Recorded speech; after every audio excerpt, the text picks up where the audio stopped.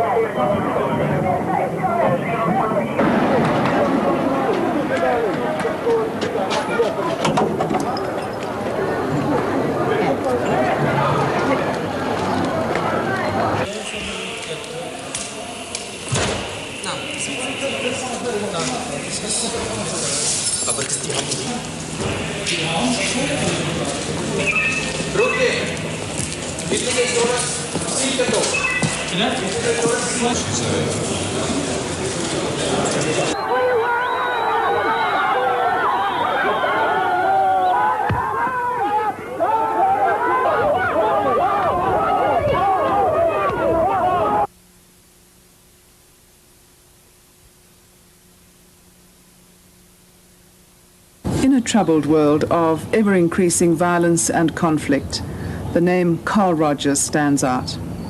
A name synonymous with tolerance, understanding and respect amongst people for one another. Dr. Rogers, whose approach has been used in many international conferences, including the Camp David negotiations of Presidents Carter and Sadat and Premier Begin, has come to South Africa in an attempt to promote an environment of tolerance and respect amongst all the people of this country. Dr. Rogers, your approach, which is used in therapy and counselling throughout the world, is person-centred. Now, I want to ask you how you have taken your work from the individual to the group situation. I've been interested in that question myself. How did I come to be interested in such a wide range of things going outward from individual therapy? I think it's the fact that at heart I'm a scientist as well as a therapist, and I feel if we have discovered some principles which apply to an individual relationship, an individual helping relationship, then it ought to be true that they would apply in other situations as well.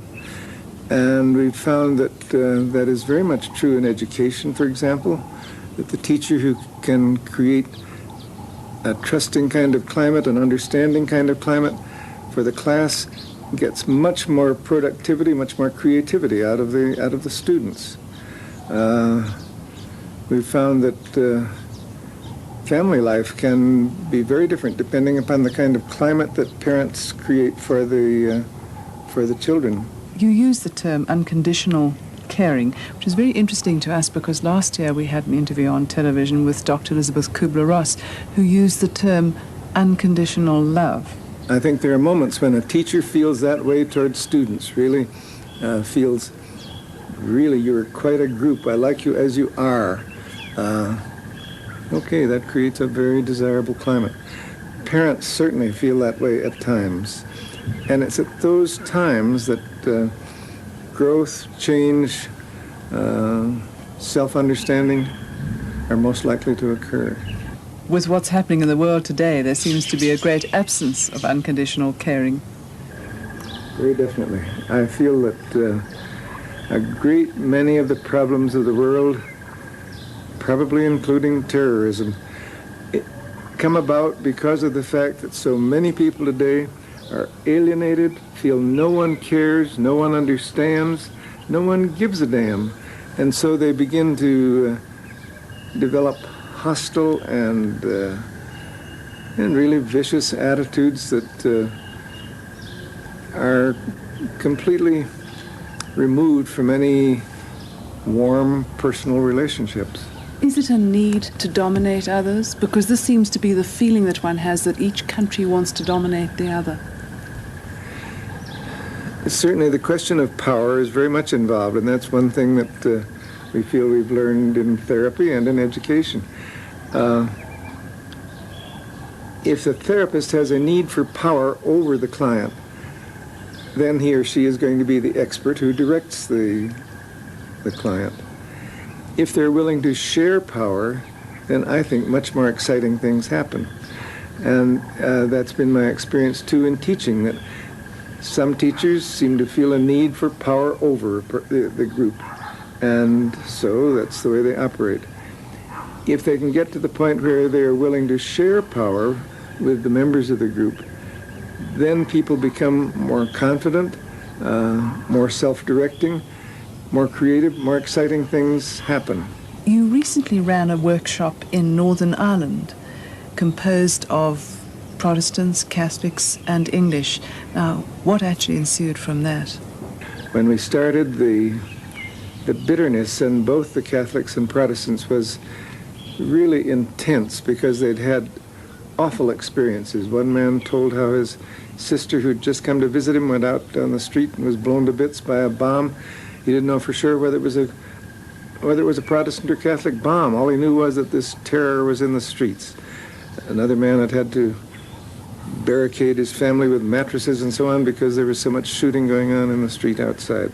A lot of bitterness. One young woman saying that if she saw an IRA man lying on the street wounded, she'd step on him. So what I'm saying is there was real anger, real bitterness. And yet the thing that seemed really miraculous to us was that in the space of 16 hours, which is all we had money for to keep the group together, in the space of 16 hours, those attitudes reduced, dissolved, changed to a degree that the group was being filmed. We had to eliminate some things from the film because if it had been shown back in Belfast, and this man had been shown, this Protestant man had been showing such understanding of this Catholic woman, he probably would have been shot. We had to eliminate some of the best things from the film just for security reasons. And we wondered, well, a lot of changes seemed to happen in that time. Did they last? Well, over the course of the next year, it was quite fascinating that without any funding from us, without any funding from anywhere, the group decided to stay together, to meet at the home of the British colonel, which was the safest place they could find. They went out in pairs, one Protestant, one Catholic, to show the film to schools and churches and so on. And during that time, 4 copies of that film, which were very expensive, were destroyed by paramilitary groups from the extreme Catholic, the extreme Protestant area. Because the paramilitary groups did not want that film to be shown because it showed that reconciliation was possible, that centuries of prejudice and so on could be reduced in one weekend. Dr. Rogers, how? I think the changes in that group came about because we were able quite genuinely to accept the extreme differences of attitudes, the bitterness of this young Irish girl, the fear in the part of the mother of some Catholic boys and so on. All feelings were accepted and became a real part of the situation. And once extreme feelings are accepted, they become less irrational. They become more a fact in the situation. And people find them easier to deal with. Also, if I can understand the bitterness of a Protestant and the hatred of a Catholic, then each one becomes a little better able to understand the other. They realize, oh, he's understanding them. Maybe it's possible to understand them rather than just hate them or whatever.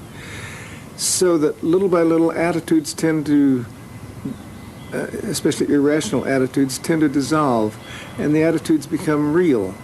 And in that situation, real solutions are much more possible. People become not so convinced that I'm right and you're wrong, but more convinced that perhaps I think I'm right, but I see you have a reason to feel you're right too. So then there's a possibility of getting together. I think that's what tends to dissolve the bitternesses. Doesn't it lead to a verbal wrangling, even mudslinging? That's where the skills of the facilitator are very important, where it becomes important to break in, if need be, to say, all right, I understand how much you dislike this person. That's understood. Now, what do you have to say? In other words, we keep it from becoming just a hopeless wrangle. And very deep feelings can be expressed and accepted without it becoming a battle. And we've seen that in so many intercultural situations. international situations. Just recently, we were able to get together a group that I dreamed about for a long time, a group of international leaders all focused on the Central American crisis, with former presidents and senators and ambassadors, and it was really quite a high-level group, including people from many other nations as well, but all interested in the Central American problem. And there was quite a little reluctance to express strong feelings. These were diplomats. They're accustomed to being nice to each other. But in the small groups especially, some of the really hostile feelings began to come out. And certainly, although that one was only 4 days long, the degree of mutual trust that developed and the reduction of suspicion and the reduction of mistrust was quite outstanding. And to have, I don't know how much you people are acquainted with this, but to have the Nicaraguan representative and a conservative from the United States developing close personal bonds and coming to really understand each other's point of view and agreeing that they would try to present to their governments ways in which their two countries could comfortably coexist, that was quite something. How much of this can they actually carry away with them, and for how long? Well, that's why I mentioned what happened after the Belfast thing. We know that it can carry on for a long time afterward. I'm sure that not all of the intentions that are experienced in a brief group actually get carried through, but many of them do. Dr. Rogers, you mentioned the word prejudice earlier. It's fairly well established, I believe, that racial prejudice is established by the age of 11. How would you see such long-standing prejudice being broken down? I've had a good deal of experience working with groups where prejudice is a factor, and I think that it can be definitely reduced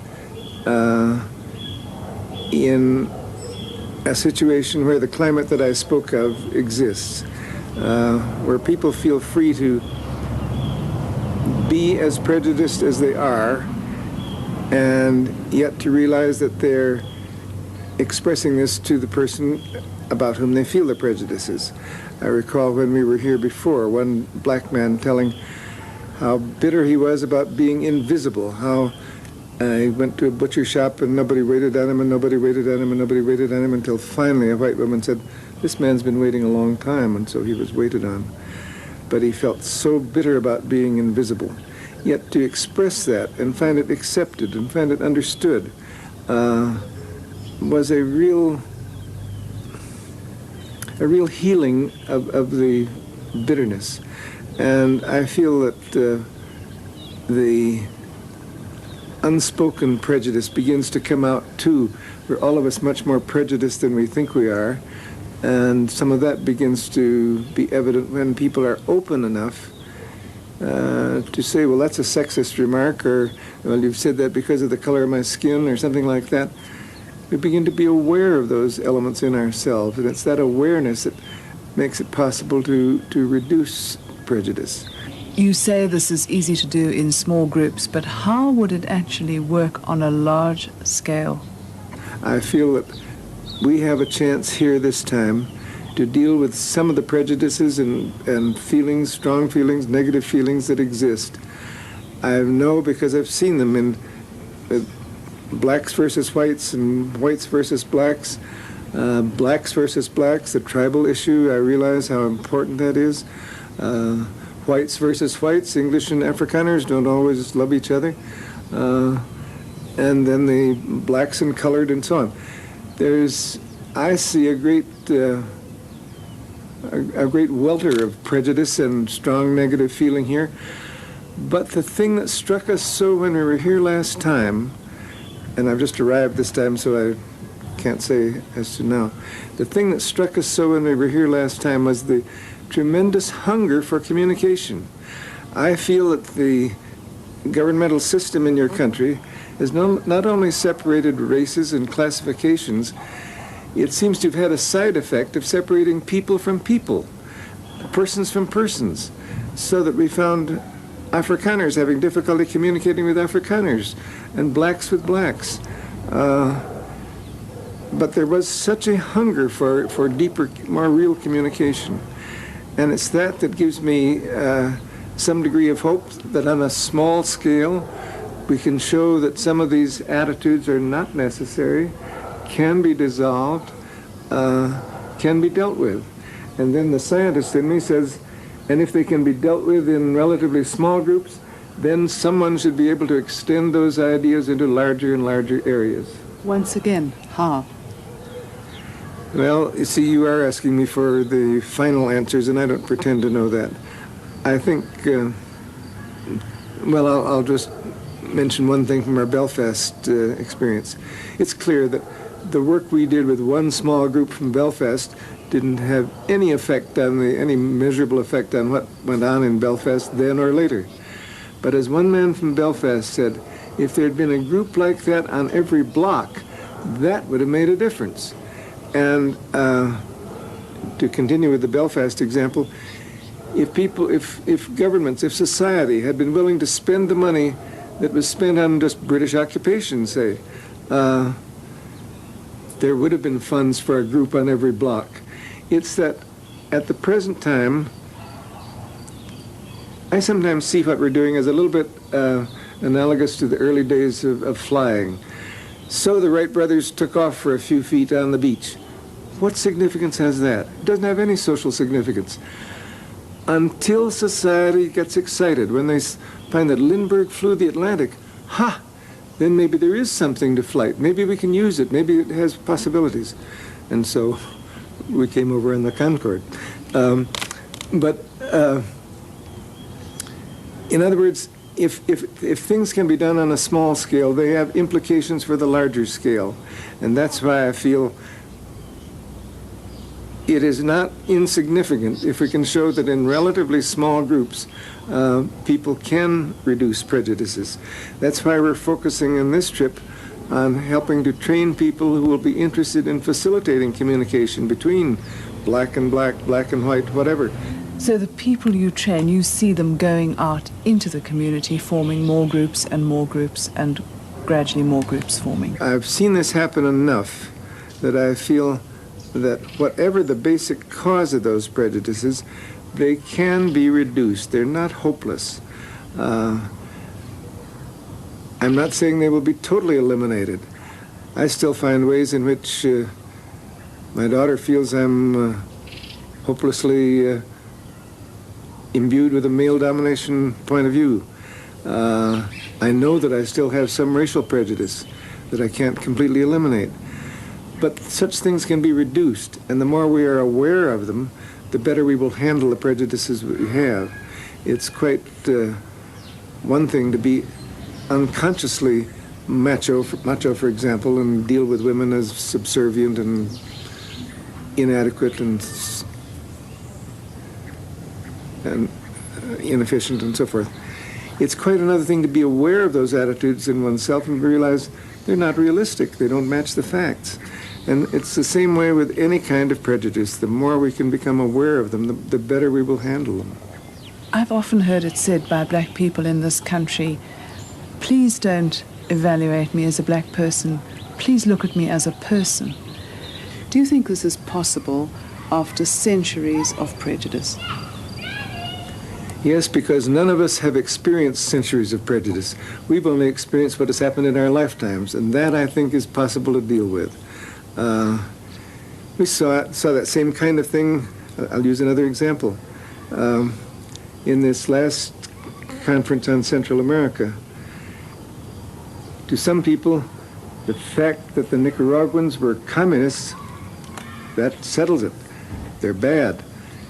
To discover that they are persons, that they're not bad, was really a very valuable product of the conference. And I feel that the same thing is true here. I quite understand what the black person is saying, that it is communication and cooperation helped along by a facilitative environment that enable people to see one another as separate persons, different, diverse, but separate and valuable. Dr. Rogers, how do you see change occurring if both sides come to the negotiating table with preset conditions? let me put it this way. If two groups are willing to come into the same room together to talk with each other, then I have hope. If they refuse to even be in the same room with each other, it's still possible sometimes, but that gets very difficult.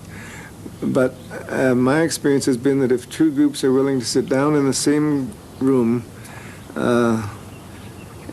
a facilitator present, or perhaps a staff of facilitators, then there is hope of real communication beginning. And one thing that, for example, in your country, I'm sure the concern about violence must be very real. Will this turn into a violent eruption? I don't know. All I know is that violence always has to be followed by talk. I mean, in places where there are violent revolutions, eventually someone has to talk with, the two sides have to talk with one another to settle the issue. And I'm hoping that we can at least start a process of communication, of expression of real feeling and development of real understanding of one another before violence erupts. But what if one party refuses to renounce violence? That wouldn't stop me from trying to work with them if they are willing to meet with the other group and talk. Because then whether or not they're going to use violence is still a choice. And as long as it's still a choice, I'd be quite willing to meet with them. And let me stress again, I don't pretend to have the answer to all of the problems of this highly complex country. I see some things that we can do that I hope may be of some significant help. We know the old story that violence begets violence. How is it possible to break the cycle of violence? By someone breaking it and saying, I'm willing to talk. That's a very simplistic answer, and I know it doesn't fit all situations, but the willingness to negotiate, to discuss, to thrash out differences is basic, I think, to the reduction of violence. And one other thing, too, that I think is particularly important, that I realized very keenly when I was here before. When the dispute is between a powerless group and those with power, then in ordinary life, discussion, negotiation becomes really impossible. The powerful just have all the say. If the powerless group can get together in the same room with the group that has power, then a facilitator can grant them both equal power in that situation, so that the expressions of those in the powerless group have just as much weight as the feelings of those in the power group.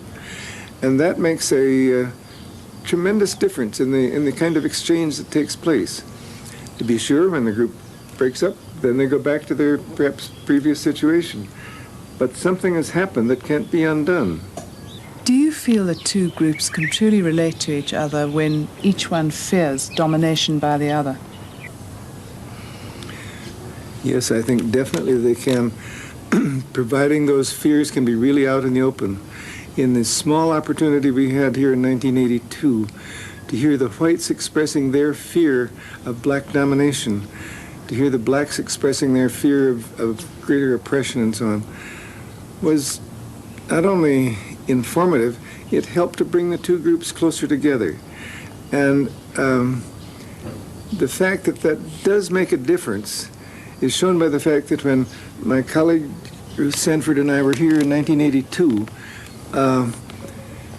one of the questions that hit us most as we were ending our sessions was, how can we get training in facilitation? And we had no answer. We didn't know. Now it's quite fascinating to me that this time we come back with that as our primary aim, because that's what people want, is to learn how could we facilitate better communication between groups that fear each other or feel bitterness toward each other, feel prejudice toward each other. How do you see your approach being transformed into reality, you know, when one talks of vast numbers in a society? I see the possibility of it being transformed into a reality when it is backed by a social will. That's why I gave the analogy of flight of airplanes. It wasn't until society decided we want this that it came about. I feel that what we are doing is of test tube size. It's, you know, it's minute compared to the problem. But if society should get the notion that, hey, this is helpful, we would like to use this, there is no reason under the sun why it couldn't be multiplied, why it couldn't be improved, why it couldn't be done on a much more massive scale. I think at the present time, humanistic psychology, the behavioral sciences, the person-centered approach are regarded by society as something they know very little about, they don't have any confidence in. But if small groups begin to feel this is something which can be effective, then society has the capacity to transform that into a mass approach. I don't think it can be done by propaganda. I don't think it can be done by organization, or that would be necessary. There's got to be a change in the social perception of what's possible, and then society will say, we want this, and then it'll come about. Do you think it's possible to reach such a climate of understanding when it's impossible to actually experience the other person's life? I think that the progress can be made on that. I think that's one of the values of the empathic listening that the facilitator does in a group. For example, I mentioned before the black man who felt he was invisible in the butcher shop. When he got through telling that incident, there wasn't a person in the room who didn't have a better feeling of what it was like to be waiting to be served and finding people ignoring you and ignoring you and ignoring you, and realize that that's a part of the black experience. And when a black mother was telling the difficulty she had in trying to help her children realize that black is beautiful, that it's fine to be black, that it's okay to be a black person, that you are a person. The difficulties of being a black parent really became evident. So I think that not all at once, but by degrees, people do begin to realize what it is like to be black, what it is like to be different in any way, what it's like to be handicapped, what it's like to be Catholic in Belfast, and so forth. I think that the more that we tend to develop empathy, and I might say that the reason that the facilitator, or one of the byproducts of the facilitator trying intensely to really understand what it's like to be in your world, is that tends to be learned by other people as well, that they begin to develop an understanding of what it's like to be black, to be Catholic, to be whatever.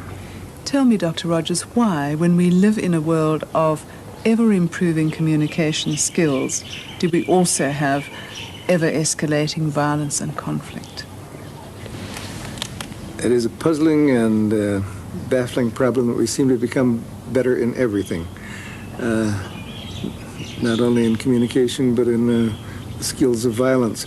Quarrels that used to be just small border quarrels now have submachine guns and artillery and planes and so on, and they become real wars.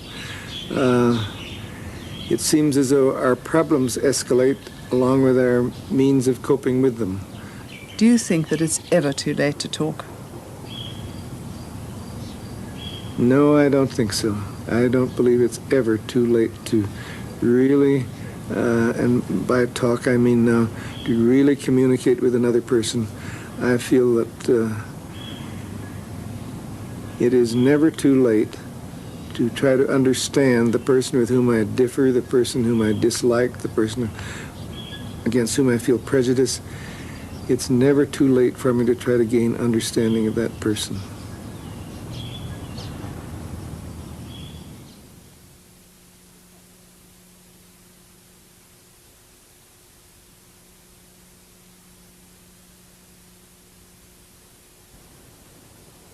Well,